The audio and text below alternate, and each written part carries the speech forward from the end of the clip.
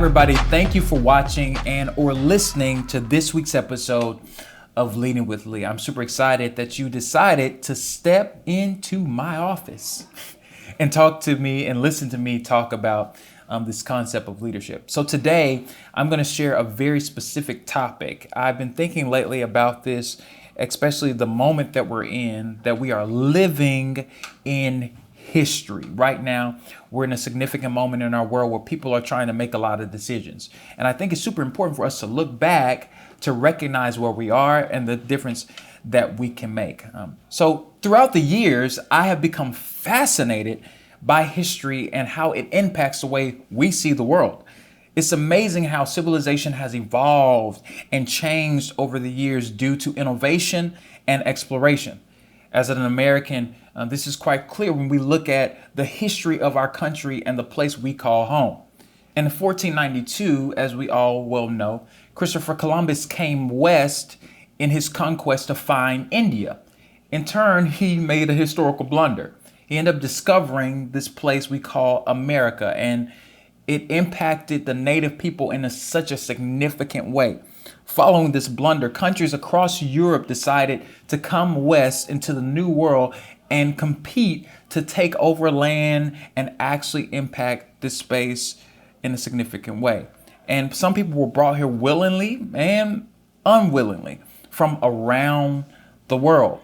Other historic events such as Hiroshima, which happened in 1945 with the nuclear bombing of Japan, and the American Civil War were moments where millions of people's lives were impacted significantly.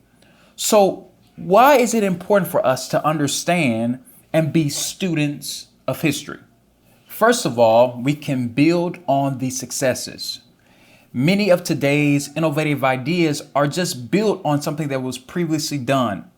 These ideas are often updated to appeal to its time. Let's take, for example, a firearm or a telephone.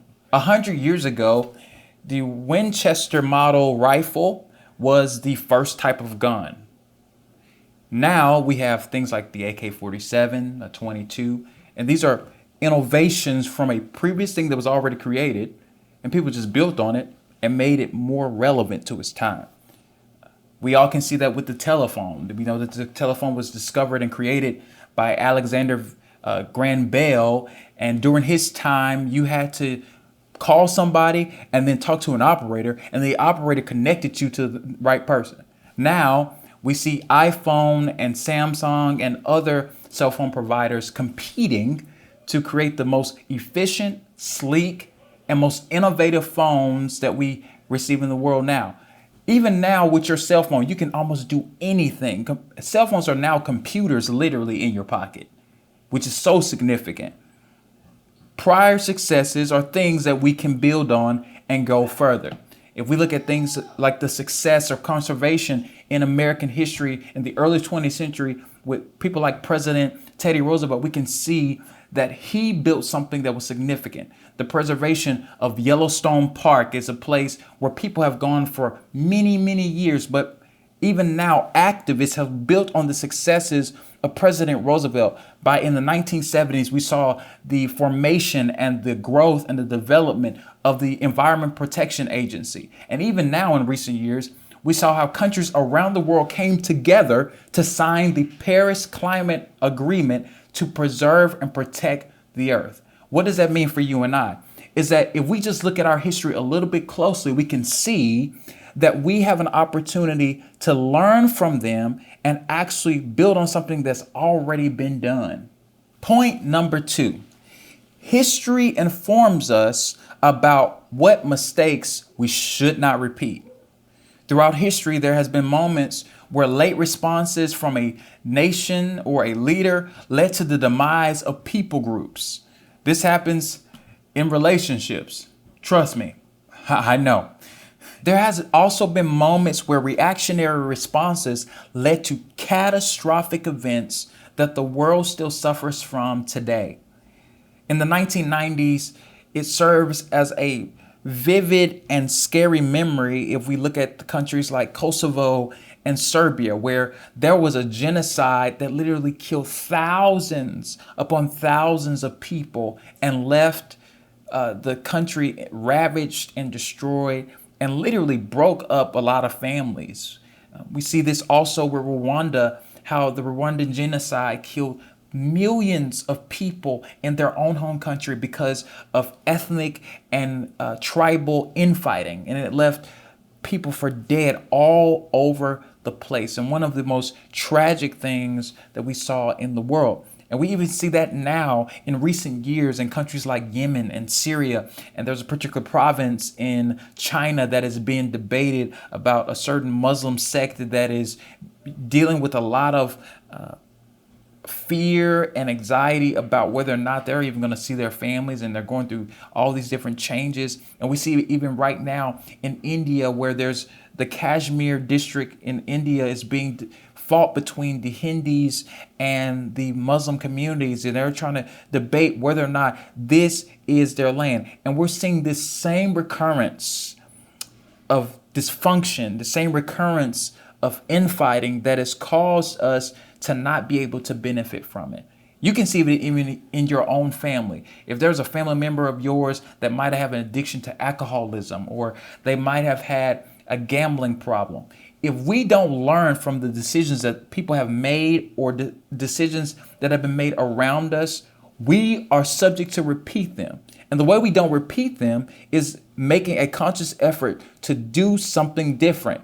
See, you and I have an opportunity right now, even as I'm sharing with you, to choose how we're going to do things different, how we're going to move forward, how we're going to be the answers to the problems in the world, and how we're going to change course for our family in a positive and productive way.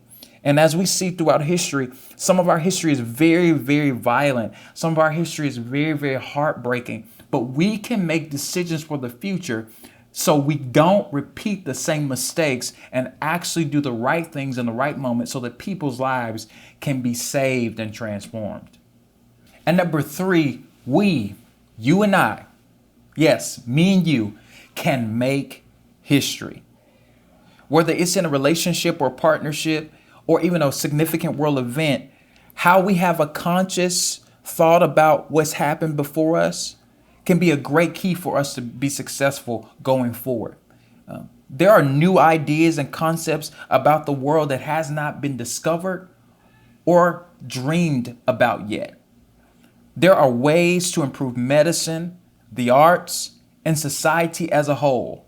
So my question for you is, will you be willing to take risk and make history? Right now, we're such in a historic moment currently with everything that's happened with COVID-19.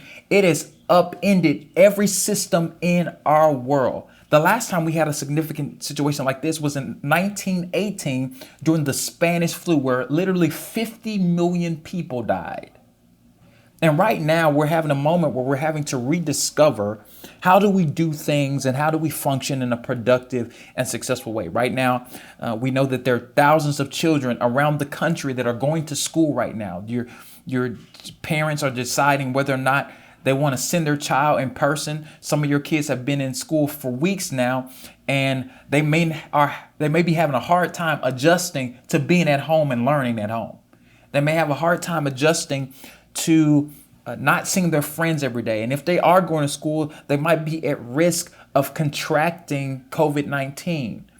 And you might have some fears about that, and you might have some thoughts about that, and it's affecting your job. And there's still people right now who are looking for jobs and have not been able to find jobs. And they're saying to themselves, I went to school for years, or I have all this experience and exposure, and I don't know how I'm going to make ends meet. But my encouragement for you is to really go internally, think, rediscover, learn, and ask yourself, can I come up with a solution that makes history? I believe that every single person has a capacity to make history. It doesn't necessarily mean that you have to go and do something wild and crazy, but you can make history in your family, in your community, in your city, in this world. You can be a history maker, a chain breaker, somebody that can do something so significant that people will believe that they can be impactful even in their own space.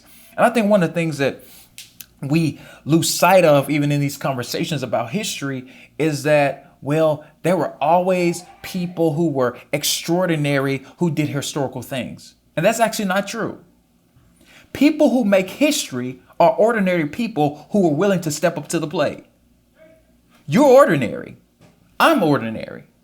But when we step up to the plate and say, hey, I'm going to do something significant, our extraordinary courage actually makes us become history makers. In recent months, we have seen the passing of several civil rights icons like John Lewis and C.T. Vivian and John Lowry and all these individuals who have made significant impact on American history, especially during the civil rights movement.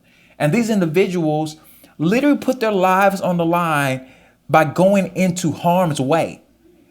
We all know about what happened on Bloody Sunday in 1965, how John Lewis, along with other leaders, went and literally walked up to Bull Connor and all these state troopers and said, hey, we're gonna cross this bridge and we're gonna go to Montgomery, Alabama.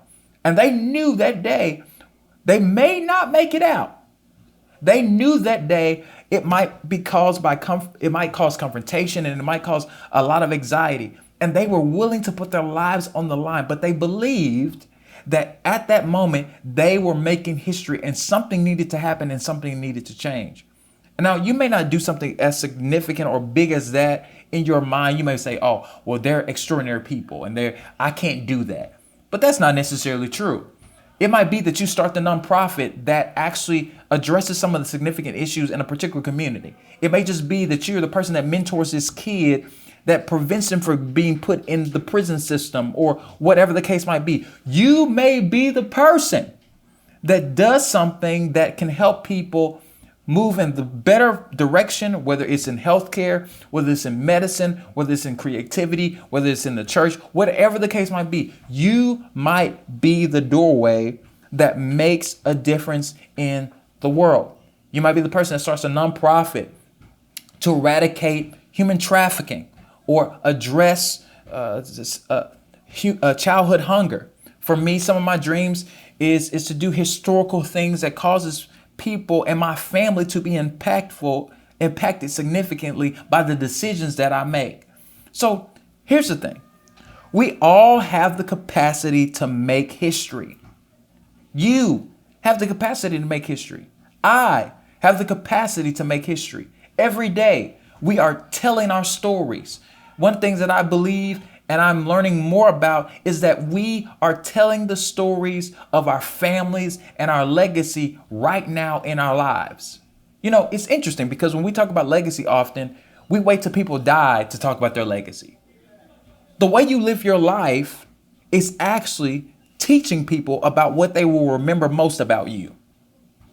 How you live now, how you go to work, how you have conversations, how you engage with people actually is teaching them the history of you, your family, and your legacy. You know, I often think about the conversations that I have positively and negatively with my own family about certain family members. I think about my dad and I having conversations in recent months about his relationship with my grandfather and how many things my grandfather did throughout his life that has literally influenced the way that my father actually raised my brother and I, and even my sister. And I'm so shaped by the decisions of other people that now I'm trying to make decisions that will move my family and my legacy into a space that we have never moved in before. You and I have to recognize that we can do that. You can change the course of history for your family. You can change the course in a positive way and even negatively. So there are three things that we just need to do today is that we first need to build on the success that we've seen in front of us. We need to choose not to repeat the same mistakes that people have made before us and recognize that you and I are history makers. So my question for you today as I close is, will you make history? Thank you for watching or listening to this week's episode of Leading with Lee. I hope that you were inspired, equipped, and empowered. If you haven't done it yet, subscribe today. And to get updates about all the things that I'm doing, connect with me on Facebook, Instagram, and Twitter at Lee A. Scott II or Lee A. Scott II. I hope that you will tune in for the next episode of Leading with Lee. Much love, and let's get started.